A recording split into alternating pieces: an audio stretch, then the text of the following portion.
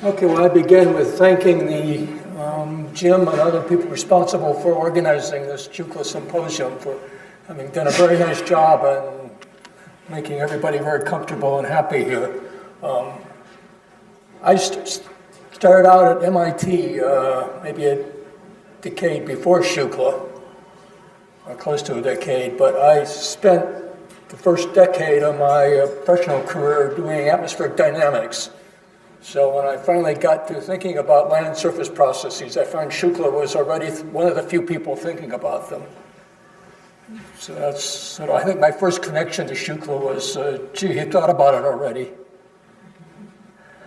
So I've organized things in terms of talking about some general concepts and work through some examples, and then sort of what we've learned, what are some new directions. And in doing that, first of all, I have the Columbus story again that Inez mentioned. Columbus thought that forests were needed for precipitation, basically. The contrasting hypothesis popped up in the middle of the late 19th century, which was that basically that rain follows the plow. This is kind of funny, so I'll read it. Anyway, Godspeed the plow. By this wonderful provision, which is only man's mastery over nature, the clouds are dispensing copious rains due to the plow, instrument which separates civilization from savagery and converts a desert into a farm and garden. Okay, so this theory was popular until the 1930s drought, when people realized it had been disproved. Okay, so in spite of such theories, there's still a lot to learn about how land affects climate. And in particular, I'm sort of going back to my dynamic start and wondering what one can say about dynamics that connects to land. Point out that 1D relationships have been extensively studied already, and they're probably down to the level of textbooks, so I haven't looked up. But in terms of parcel dynamics, you can talk about parcels being lifted to condensation, lifting condensation level, and so on. You can talk about Cine and Cape. But what else is happening to condition precipitation and determine, and can be determined by land interactions? So first go through the looking at the atmosphere's thermodynamic structure, which is key to understanding precipitation. So there's diabatic and adiabatic heating, but also there's patterns of moisture convergence. So maybe moisture's convergence has something to do with dynamics. It would seem it should. And so how can that be determined by land interactions? Okay, first of all, we mentioned that you got moisture supplied by ET, that's pretty obvious. And you get diabatic heating generated by precipitation. I think for a long time the idea of precipitation was it kind of was self-sustaining. The diabatic heating generated by precipitation would cause the convergence of air, which would produce more precipitation. And I remember theories like that when I was at MIT. You also have to think about clouds absorbing upwelling long wave. It's another source of atmospheric heating. But what's less obvious, and I think needs more emphasis than it has up to now, is that convergence of air in the lower troposphere, especially the boundary layer, could provide both moisture and adiabatic cooling, hence the thermodynamic destabilization that you get from more moisture and colder air.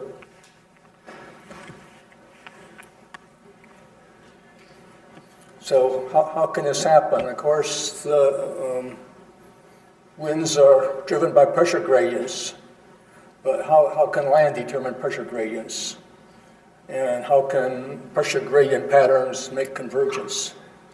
So a really key concept here, and sort of a little my own personal history of when I said, duh, I should have thought that earlier, was I got asked to write a little piece for the Millennium Assessment, which was around the year 2000, but obvious. This was the ecologist version of IPCC, which they didn't have enough funding to get going for more than a couple of years, as opposed to IPCC, which keeps going. But anyway, I realized that buoyancy, which is warm air is lighter and provides pressure gradients. And this is key in thinking about elevation, provides okay, so you get pressure by integrating the buoyancy, you go vertically, and if you start with simplest condition of no pressure gradient above the boundary layer, then you get, for warm air, a low at the surface, and cold air, a high at the surface, providing pressure gradients. So we have examples of which everybody's familiar with, wind blowing up a mountain in the daytime when it's hotter. And I sort of lived in Tucson. I frequently saw summer showers over Mount Lemmon.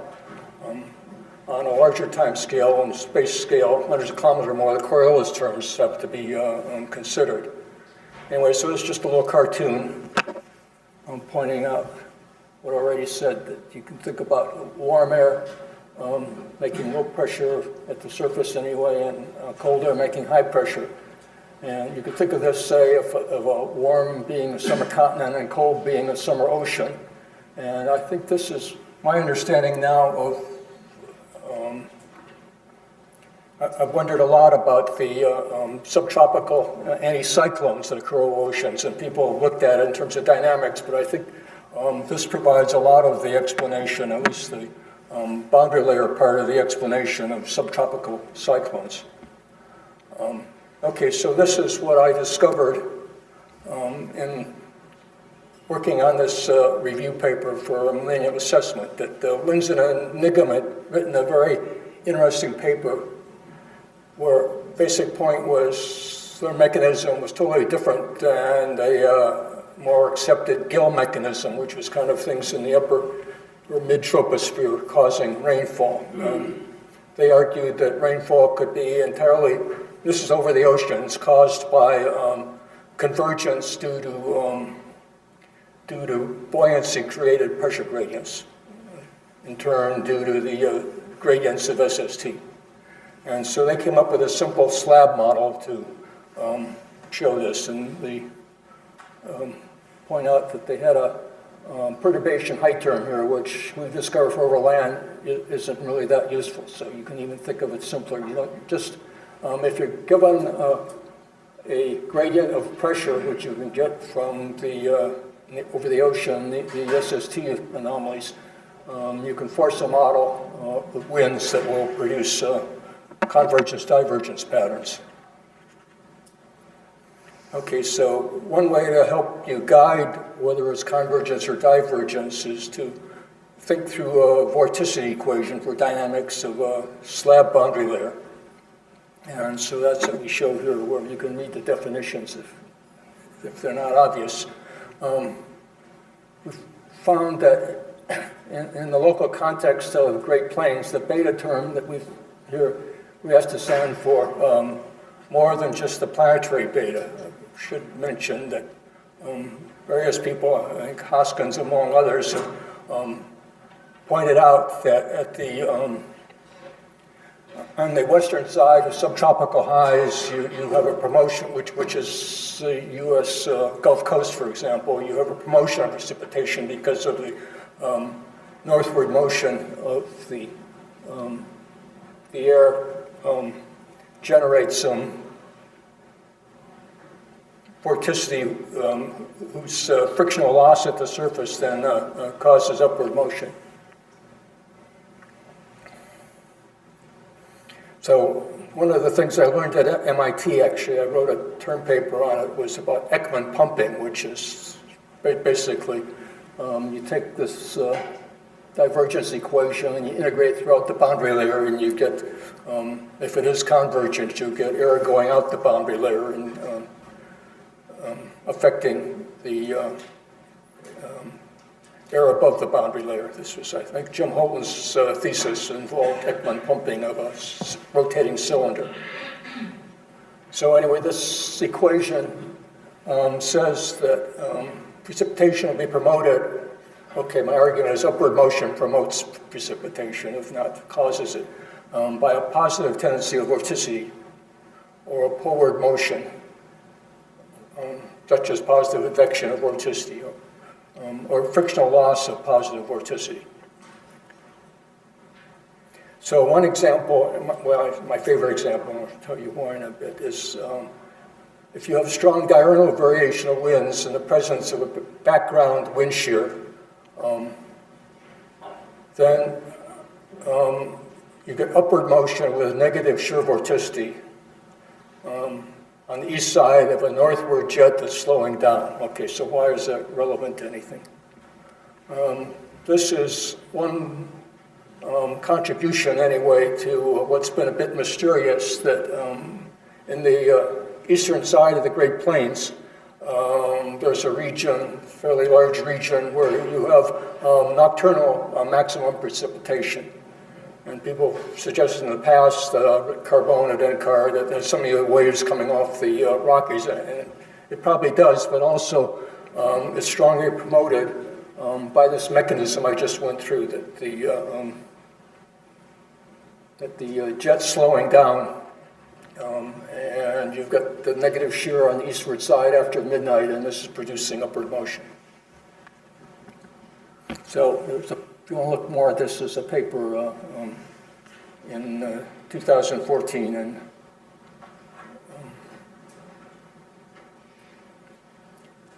so another thing that we've looked at that this helps interpret is there's a really strong summer interannual variation of precipitation over the Gulf states.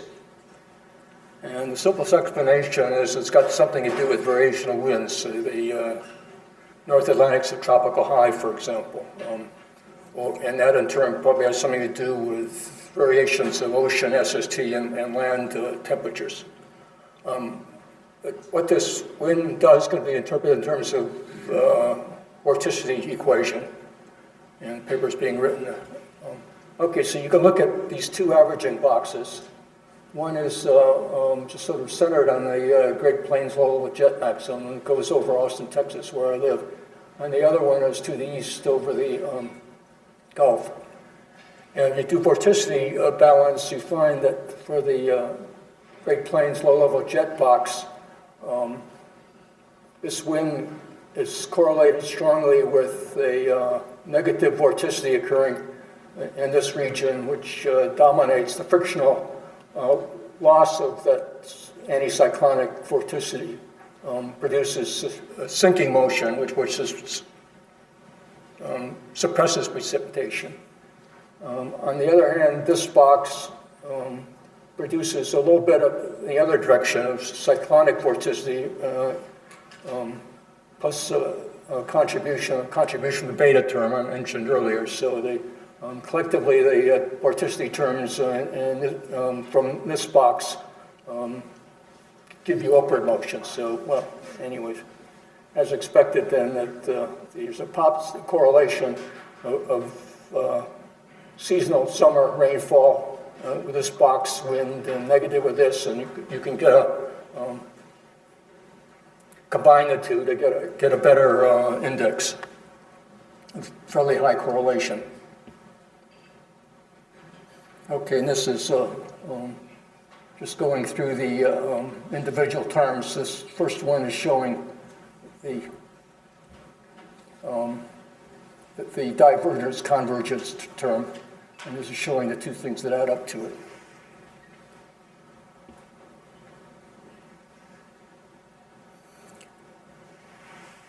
Okay, so I guess 5 more minutes, that'll work fine. I may not even have to rush. I was thinking I was going to rush, but symptom of the Great Plains drought was pointed out by Namias as a middle troposphere high. Okay, now I'm turning to above boundary layer dynamic factors. So why does a high occur over drought? How is it connected to ground? So I and a lot of other people thought it must be the dry, hot ground somehow having produced a middle troposphere high. But actually, the simplest explanation is that it's a result of the dynamic response to diabatic cooling. So the absence, okay, how do you have diabatic cooling when there's drought? Well, the absence of precipitation is the most obvious thing. You have a cooling anomaly because it's not raining. And you also have absence of clouds, and that further adds to the cooling. So I asked the question, how can we simply describe the dynamic response to diabatic forcing?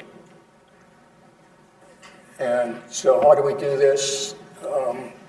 I think various people have thought about it, but maybe not given it this name of climatological potential vorticity equation, which is patterned after the thing I learned and got a lot of papers out of, especially from Jill Chardy. But when you do climatological timescales, the tendency terms, which are sort of a key part of the textbook vorticity equation, kind of scale out. But rather, you need to balance things with dissipation terms. So the dynamics can have a frictional dissipation term, and the radiation, some kind of radiative cooling, which we can approximate with a Newtonian cooling coefficient. So how do we put in friction?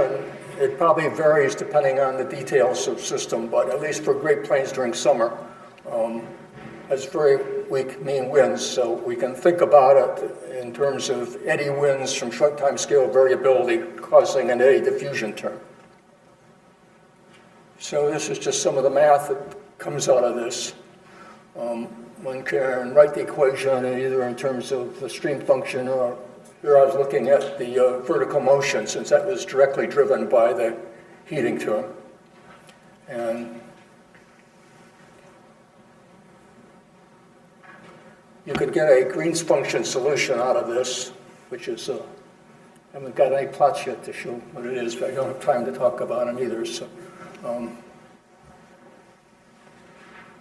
anyway, let me just go connecting this to land surface. Much of this involves feedbacks that I haven't really been putting in this discussion, trying to get a framework to look at them. But dry land from negative anomaly and precipitation acts to reduce humidity and hence clouds and precipitation. So that's one obvious feedback. For drought land, okay, why we're talking about drought? Because we've had a lot of droughts in Texas, and you move to Texas and you have to start thinking about it. Land has positive diabatic heating anomaly from excess solar radiation, which would mean you'd get a low or contribution to low in this equation, which would weaken the high at the surface. If it's strong enough, it could actually turn it into cyclonic circulation. Okay, so what are our conclusions, sort of ideas? Gradients of the buoyancy are important for land precipitation. These are generated by orography. Our local example, that's the Great Plains low-level jet. Differences in evapotranspiration and net radiation. And these can drive moisture convergence, which can be interpreted in terms of vorticity balances. Also provided, can be provided from SST anomalies. And this is more a question, but I think a lot of the role of oceanic SST anomalies is expressed in terms of remote circulations that are producing rainfall over land remotely, rather than driven by a planetary wave that produces something. So that's the question of how much oceanic remote effects on land are through wave patterns versus simple boundary layer circulations. We're about there. This is last slide.